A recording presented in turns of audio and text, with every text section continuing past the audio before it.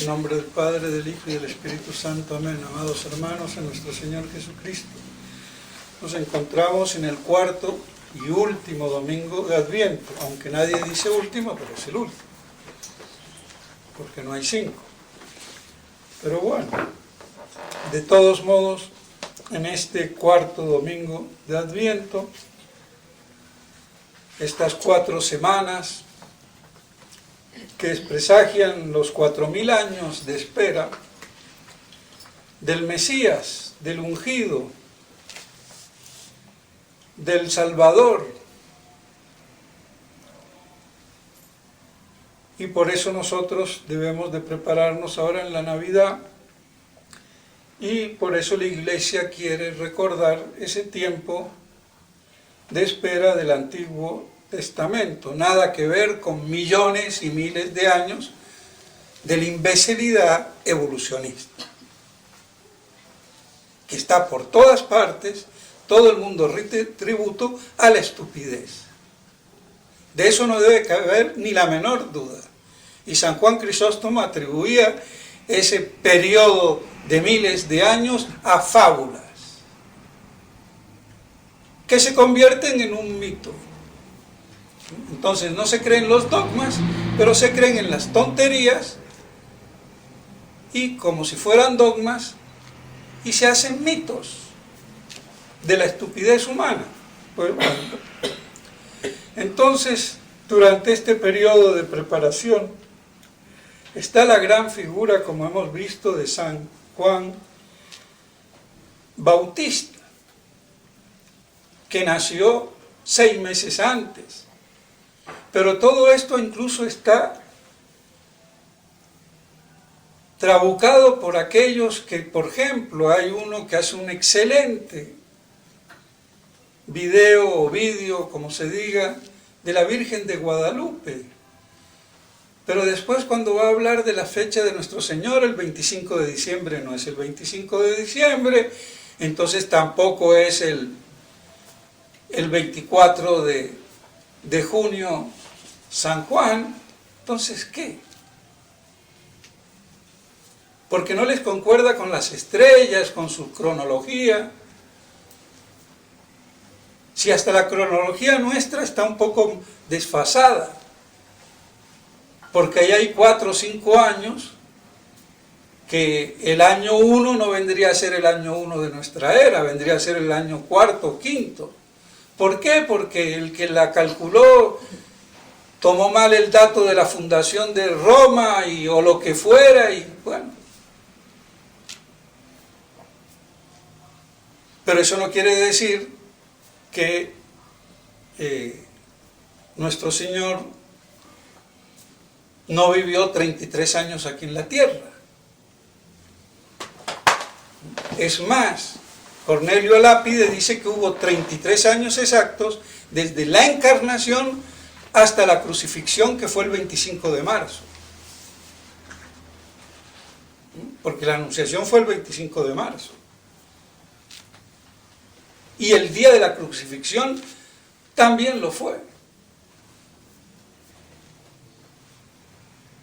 Y es un autor que se basa en la tradición y en los padres de la Iglesia, y es mucho más exacto en estas precisiones y en la genealogía también de algunas cosas. Entonces tenemos a San Juan, que es la voz de uno que clama en el desierto, o de aquel que clama en el desierto, porque él era el pregonero, el que pregonaba como la trompeta. ¿A quién? A aquel que clama en el desierto, o ese uno que clama en el desierto, que era la palabra, el verbo encarnado. Y San Juan era la voz. No hay que confundir la palabra con la voz, o si quiere la palabra externa con la palabra interna, el verbo mental o concepto o idea, palabra interior, con la palabra exterior que se profiere con términos, sonidos, y que expresan las ideas y los conceptos. Entonces él era el pregonero, la voz, de la palabra encarnada que era Cristo, el Mesías. Y por eso es la gran figura como profeta y más que profeta, porque hablaba no en futuro sino en presente. Este es, aquí está. Y vosotros los desconocéis. Y yo no soy digno ni de atarle la correa de su calzado. Y así entonces tenemos esa gran figura de ese precursor que fue San Juan. Y bien, por eso entonces cita el pasaje de Isaías, donde habla de esa voz de uno que clama en el desierto y que se allanarán los caminos. Y después de que todo eso se produzca, verán al Salvador. Aquí es un texto eminentemente apocalíptico. Pero me dirán, bueno, pero estaba ahí nuestro Señor. Sí. Pero ese texto de San Isaías es apocalíptico. Porque el pregón cuando venían los reyes era allanar el camino para que pase el rey y quiten los obstáculos. Ese era el gran sonido de trompeta para que se abran los caminos y venga el rey. Lo que pasa es que esa partecita no la tenemos clara en la cabeza. No es que se aplanen las montañas.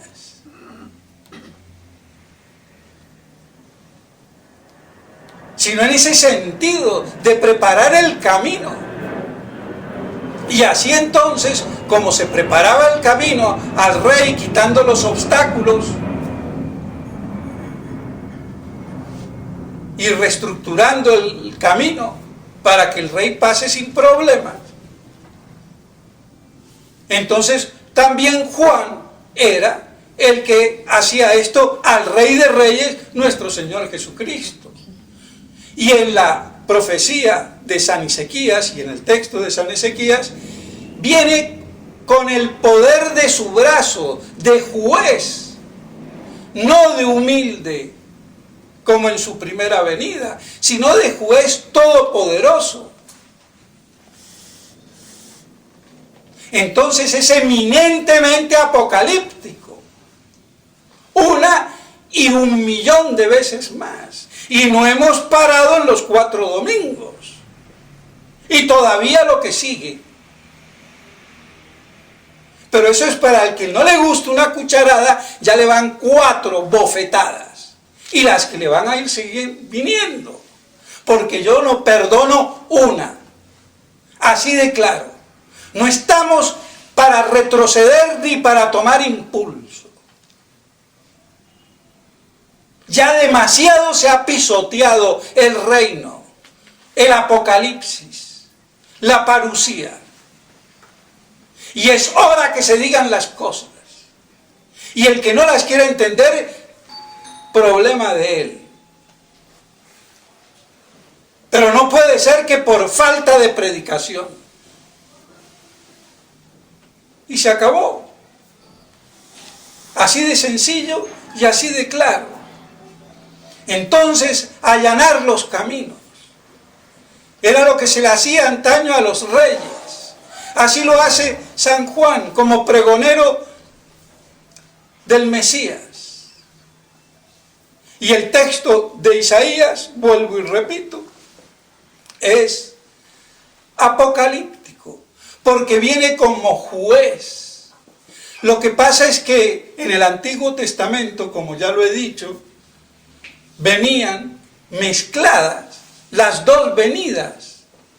Y hablando de la primera venida conectaba con la segunda y no distinguía las dos etapas o las dos caras de la misma moneda. O me hablaba de la misma moneda, me mostraba las dos caras y no me decía a mí, bruto, mira, es que son dos caritas, ¿no? O como quiera. Entonces venían así las profecías. Y el gran error de los judíos fue confundirse. Y el gran error de nosotros hoy es también confundirse, como vemos que se confunden. Porque ¿cuántos no van a decir que ahora uno fuerza el texto? Pues no. Y Monseñor Straubinger pone la cita, incluso si uno se va a Isaías y después en San Lucas, pone a San Zacarías y San Malaquías. Y Malaquías, desde que comienza en su primer capítulo, me está hablando de lo mismo. Y en términos de segunda venida.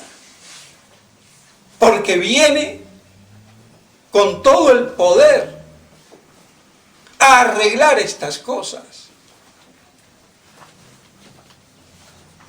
Entonces, vemos cómo una vez más es apocalíptico todo el Adviento, como lo es toda la Navidad. Por eso la Navidad no tiene solamente un significado de hace 2000 años, del bebé Jesús que nació, de las entrañas virginales de María, sino también toda su connotación apocalíptica de su parusía, de esa otra fase. Y si los caminos no fueron allanados para el pueblo elegido, porque terminaron crucificándolo, va a ser algún día, y ese será el día de la liberación también del Israel de Dios, cuando se conviertan al filo de esta historia.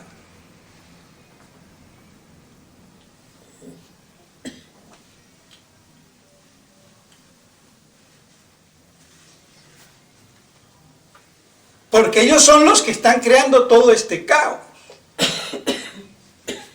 Claro que se aprovechan de los imbéciles gentiles, pero ellos son los que están creando todo este caos, con Satanás a la cabeza. Y a mí que me corten la cabeza me importa un rábano, pero lo digo.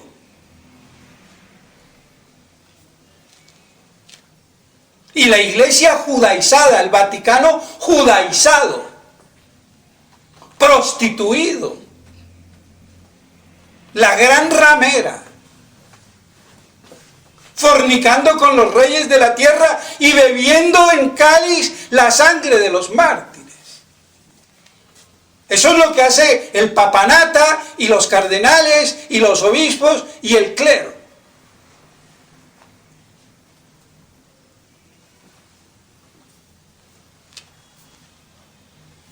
Desgraciadamente. Y por si fuera poco, la conexión del Evangelio con la epístola. Porque la epístola me dice, no juzguéis antes de tiempo, hasta que venga el Señor. O sea que al que no lo convenció lo de la primera, pues le tendrá que convencerse por la segunda. Y si no es porque no quiere, es un tarugo. Quiero ver qué van a decir aquí los tradicionalistas, porque ya no hablemos de los modernistas.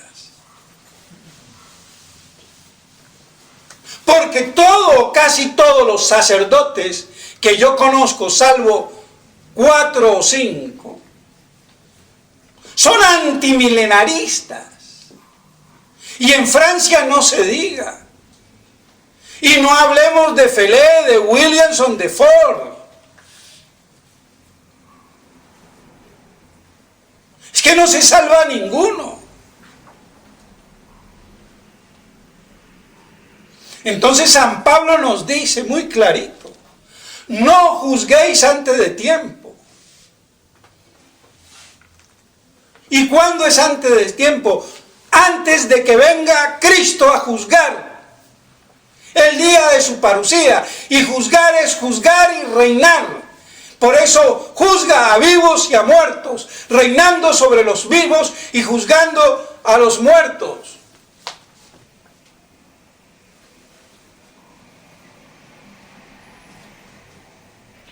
Entonces está clarito, una vez más, también la consonancia que hay entre el Evangelio y la epístola.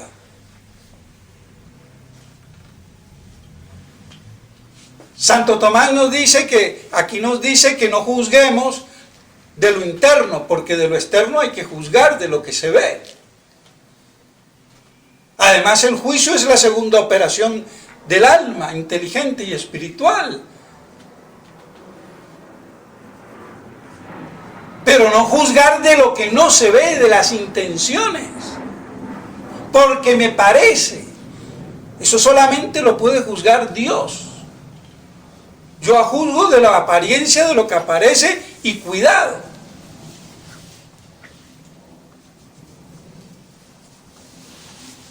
Pero es mucho más que eso que dice Santo Tomás. Es que no debemos de juzgar, desesperarnos, sino esperar el momento del Señor, la parusía. Y ahí se verá cómo es el cuento. Por eso yo lo embreté a Monseñor Felé. Nos veremos el día del juicio, hijito. ¿Tú qué te crees? ¿Que me vas a echar a mí así? Es que el imbécil no sabe dónde está parado.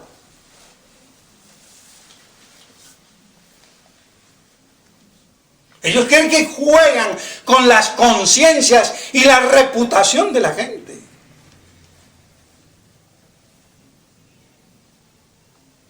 Y espero que sea mentira, que me han dicho que el padre Conte prohíbe venir a mi misa. Porque que se aclare, si es una orden para embretarlo allá a los imbéciles que están en la casa generalicia. Y si es él, que tenga cuidado. Porque ningún curita tilingue me va a venir a mí a poner las cuentas. Y además, las únicas 2 iglesias que hay aquí, las hice yo. Y hasta el priorato que lo querían vender e irse a Suba. Entonces, por lo menos que respeten. Y algunos fieles lambones, que hablan sin saber. Entonces, las cosas en su puesto.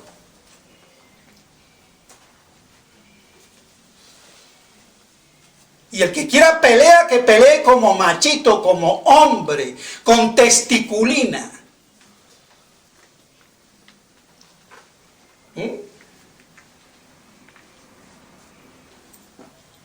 De frente. No de costado ni de medio lado. Ni por detrás. De frente. Y con inteligencia y sabiduría. Porque eso es lo que le falta al clero. Estudio.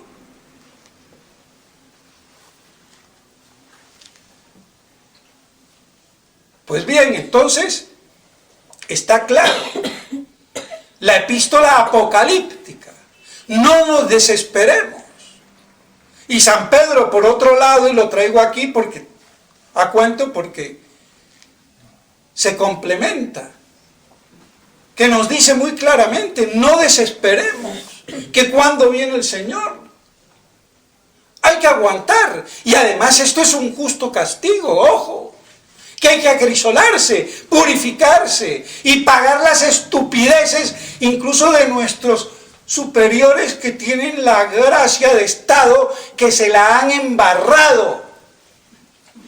Porque con mucha gracia de Estado y ni de eso le sirve.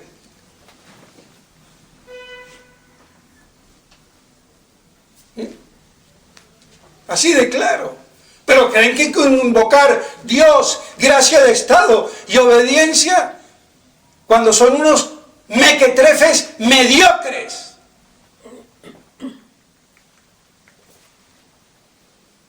Pero si a ese proceder le vamos a llamar prudencia así de la carne. Así de claro.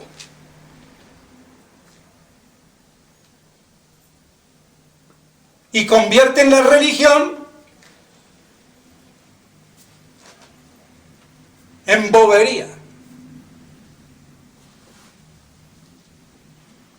Y después, a punta de letanías, como decía el padre Castellani, quieren que un reo de estos se haga santo, se haga sacerdote. ¿Qué va a pasar con un gamín a punta de letanías? Si primero lo tengo que estructurar, pero no darle un barniz de piedad, de pietismo, falso, sin doctrina, y con eso ya nadamos en la santidad. Entonces hay que hablar suavecito, pasito, comodito y mariconcito. Y eso es santidad. Y la mariconería, perdónenme, se hace urbi et orbi y nadie dice nada porque es santidad. Pues bueno, aguántense ahora, cuando se les revienta el pastel o se destapa la olla. Pero yo, ¿quién soy, che, para juzgar si soy medio parecido?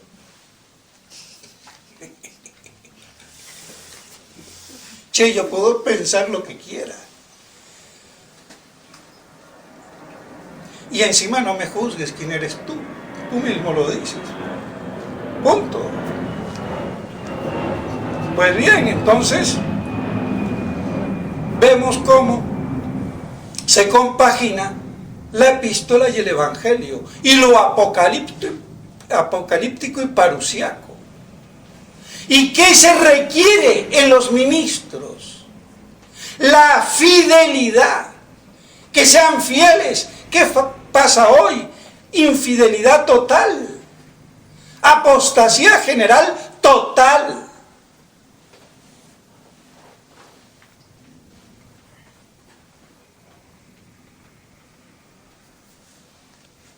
Aunque haya una o dos células del organismo que no tengan cáncer.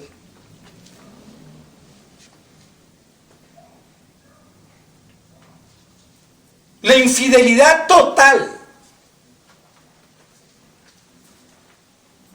Y eso es justamente lo que propicia la segunda venida.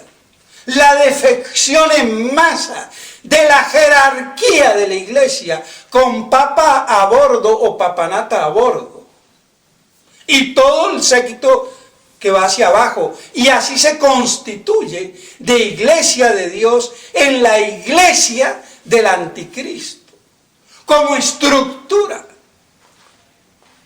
satanocrática.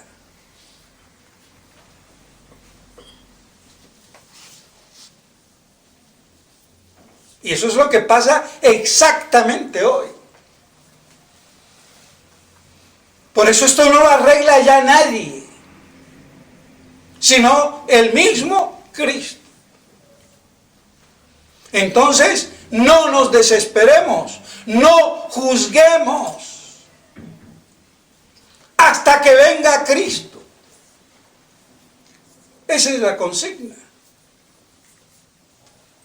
Pero hay que esperarlo, y llamarlo, y desearlo. Pero no tener esa venida por allá. Hay una cosa muy curiosa, y lo digo como anécdota y curiosidad, porque todo el mundo pone fechas. Y nadie sabe ni la fecha de su nacimiento a la hora de la verdad. Bueno, entonces, es curioso que los mismos profetas judíos, de todos los colores y en especial los mesiánicos, que creen en Cristo como Mesías, pero ojo, y creen que es Dios, pero no son católicos, y no creen en el verdadero Dios. ¿Pero por qué? Pero no había la herejía modalista, Padre, Hijo y Espíritu Santo, un solo Dios en una persona, y tres modalidades: la de Padre, cuando es papá, la de Hijo y la de Espíritu Santo. Pero es el único Dios unipersonal. Esa es la herejía de todos los judíos mesiánicos. Por eso no creen en la iglesia, ni creen en Cristo, que es la segunda persona de la Trinidad encarnada. No basta decir que es Dios. Ese es el problema allá de Roe, no sé qué, allá en México, que sabe bastante como buen judío, ¿no? Pero bueno, le falta la lucecita de la chispa de la fe. Pues bien, todos estos concluyen en el 2027. Porque del año 47, más 70 o 80 años de una generación, como está en la Biblia, y encima que el Espíritu de Dios no estará sino durante 120 jubileos de 50 años, y eso también, si vamos a ver 150 jubileos, 120 jubileos, me da los 6.000 años. Entonces, todos giran alrededor del 2027. Algunos se equivocaron y decían 2017, esos ponían 70 años. Pero si le ponen que la generación oscila entre 70 y 80 años, da el 2027. Y lo curioso es que el calendario maya y azteca, que es el mismo, también concluye en el 2027. El 11 de febrero del 2027. Está ahí en el libro que no dije, del fiel ese Alfonso Rivas Salmón, historia de prehispania o novo prehispania, una cosa así, del 2003, publicado en el 2003, lo pone. El 2027 se cierra el último ciclo de los mayas de 140 años. Entonces, qué curioso. Los mayas, y quien dice mayas dice azteca y toda la chichalandia esa, tenemos a los judíos. ¿Ay? ¡Qué coincidencia! Bueno, me asombra, y por eso lo digo.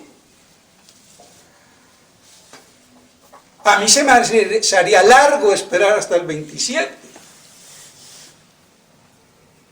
También los tiempos pueden ser abreviados y van a ser abreviados. Pero yo lo único que digo es que todo está apocalípticamente, las señales por doquier. El evangelio predicado urbi et orbe. Otra cosa es que no todo lo acepten. Guerras y rumores de guerras, bueno, con la Primera y Segunda Guerra Mundial y todo lo que hay por ahí. Terremotos y ruido del mar, pregúntenlo a los japoneses, con los tsunamis. Terremotos por doquier. Descompensado la climatología, y así también se inventan el hueco ese de la atmósfera perforada.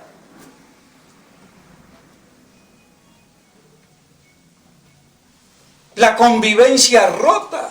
¿Quién convive? Si ahora todos salen con máscara, coronavirus, coronavirus.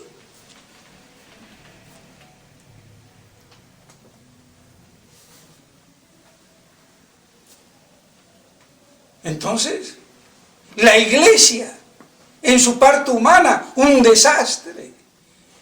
Falsas ordenaciones, falsas consagraciones, falsa misa, falsa catequesis, falsa moral. ¿Pero qué quieren? Es la apostasía de las naciones de los gentiles. Es la apostasía de Roma, como lo dijo en la Salet Nuestra Señora. Roma perderá la fe y será la sede del anticristo. Y es un hecho hoy. Y no desde hoy. Porque yo no me voy a tragar el cuento imbécil de que Francisquito es el culpable de todo. También lo fue Raxi de Benedicto XVI, tan antipapa como este, y el santurón Juan Pablo II, y el otro Pablo VI. Así que no me vengan con cuentos. Y el que quiere saber cómo un papa puede ser un hereje, le hace lo que yo escribí. Y punto al respecto. Porque muchos se forman conceptos y no leen. Y creen que saben, que es lo peor.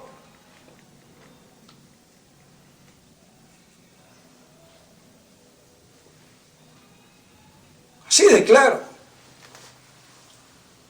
Entonces, mis estimados hermanos, vemos cuán apocalíptica es la situación. Entonces, nada raro tenga que sea hoy, mañana, o se demore, no sé.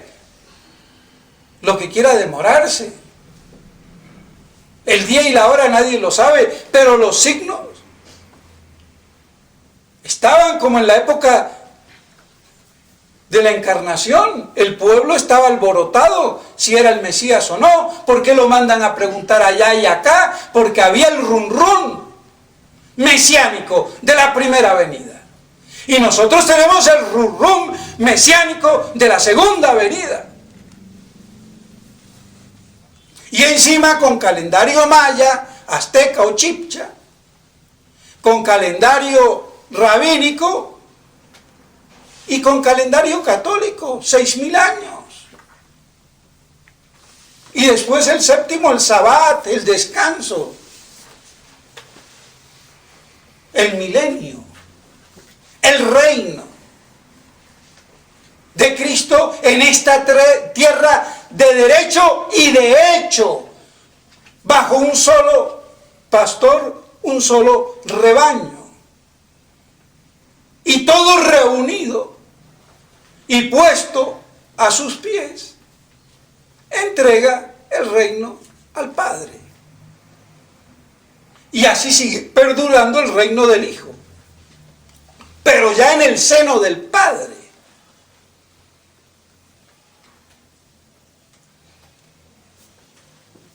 La eternidad bienaventurada.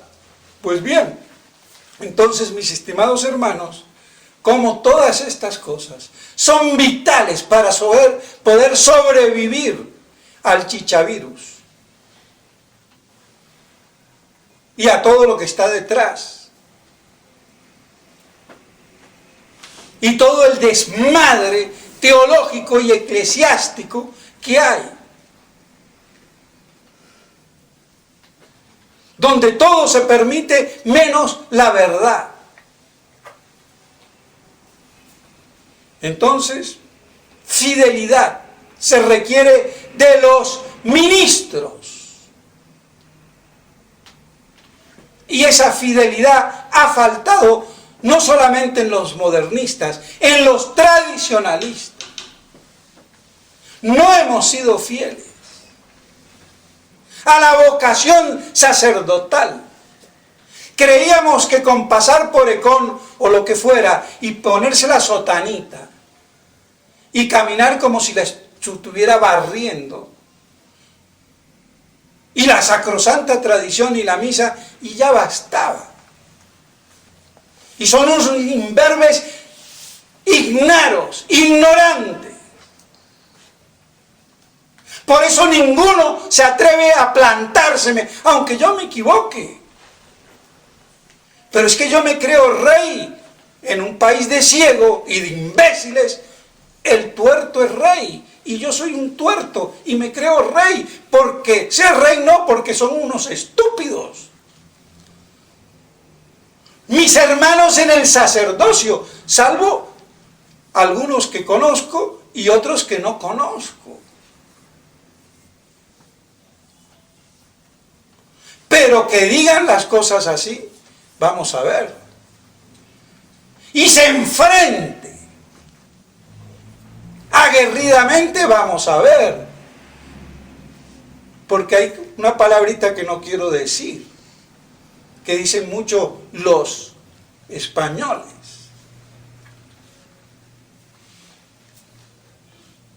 Entonces, falta testiculina, diría yo, más disimuladamente. No me pregunten porque no les puedo decir qué es, pero es una hormona. O imagínensela así. Entonces, mis estimados hermanos, que todo esto nos sirva para que festejando la Navidad veamos su proyección apocalíptica y cómo las Escrituras así lo dicen. Pero el clero en su supina ignorancia lo contradice. Eso es todo. Entonces, una vez más, que podamos pedir con todo nuestro corazón, ven Señor Jesús. En nombre del Padre, del Hijo y del Espíritu Santo. Amén.